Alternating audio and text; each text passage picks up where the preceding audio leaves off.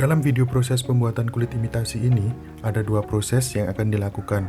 Yang pertama, proses coating atau pengulasan, dan yang kedua adalah proses laminating atau pelapisan. Sebelum dilakukan proses coating dan laminating, terlebih dahulu harus disiapkan alat dan bahan yang akan digunakan.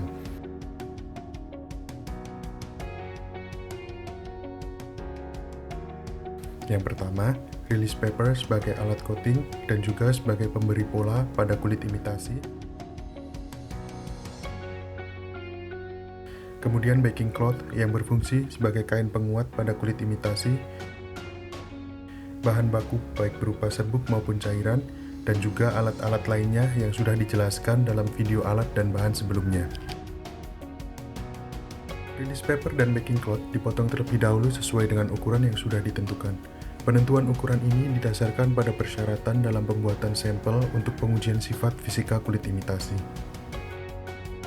Setelah release paper dan baking cloth selesai dipotong, dilanjutkan dengan penimbangan bahan baku kulit imitasi. Penimbangan bahan baku dilakukan sesuai dengan formulasi yang sudah ditentukan.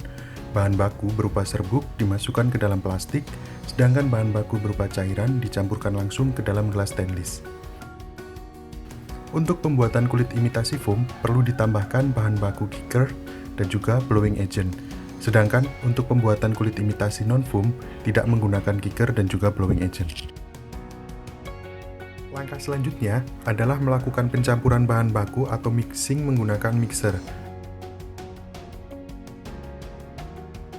Proses ini dilakukan sampai bahan homogen, dengan ciri-ciri sudah tidak terdapat butiran-butiran bahan baku, baik PVC maupun filler, serta persebaran warna pada kompon sudah merata. Proses coating dan laminating diawali dengan memberi perlakuan berupa pengovenan selama 10 detik dalam suhu 160 derajat kepada release paper. Perlakuan ini dimaksudkan agar tidak terdapat kontaminasi air pada release paper yang akan digunakan, dan juga agar permukaan release paper menjadi rata. Release paper yang sudah di oven kemudian disusun di atas meja coating. Di atas release paper disusun filler gauge sebagai pengatur tebal kulit imitasi. Release paper dan filler gauge kemudian dijepit agar tidak mengalami perubahan posisi selama dilakukan proses coating.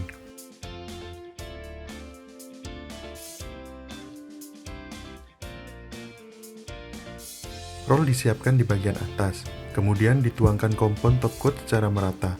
Penarikan roll dilakukan dengan sekali tarik tanpa berhenti di tengah proses. Roll jangan terlalu ditekan, namun juga tidak boleh terlalu mengambang.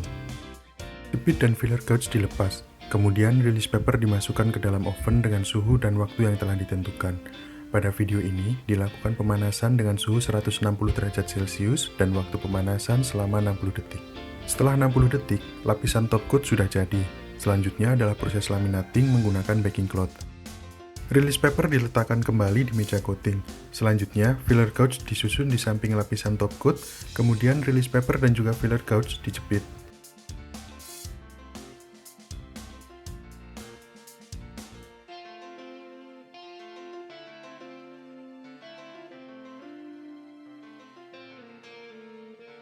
Roll diletakkan di bagian atas. Penuangan kompon adhesif dilakukan di sepanjang roll. Kemudian roll ditarik. Pengulasan yang baik ditandai dengan adhesif yang tersebar merata.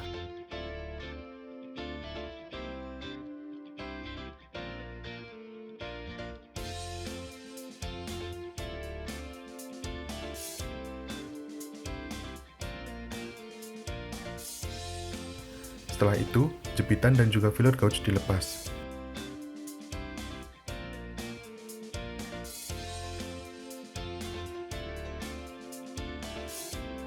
Baking cloth diletakkan di atas release paper. Baking cloth dilapiskan dengan menggunakan roll. Pada proses ini, roll digulirkan, bukan ditarik seperti saat proses coating.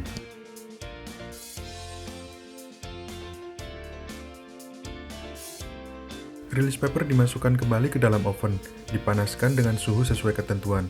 Pada video ini, suhu yang digunakan adalah 160 derajat Celcius dengan waktu pemanasan selama 60 detik. Setelah 60 detik waktu pemanasan, release paper dikeluarkan dari dalam oven.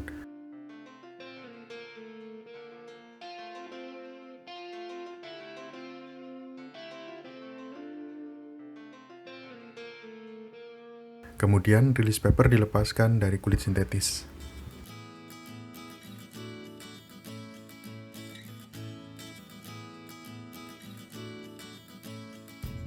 Proses pembuatan kulit imitasi diakhiri dengan langkah trimming, yaitu merapikan produk kulit sintetis dengan menggunakan benda tajam. Pada video ini, alat yang digunakan untuk proses trimming adalah gunting. Proses coating dan laminating kulit sintetis non-foam sudah selesai. Untuk proses pembuatan produk kulit sintetis foam atau busa, proses yang dilakukan mirip dengan pembuatan produk kulit sintetis non-foam. Perbedaan hanya terletak di formulasi dan penggunaan dua bahan baku pengembang yaitu kicker dan blowing agent, serta suhu yang digunakan lebih dari 200 derajat Celcius.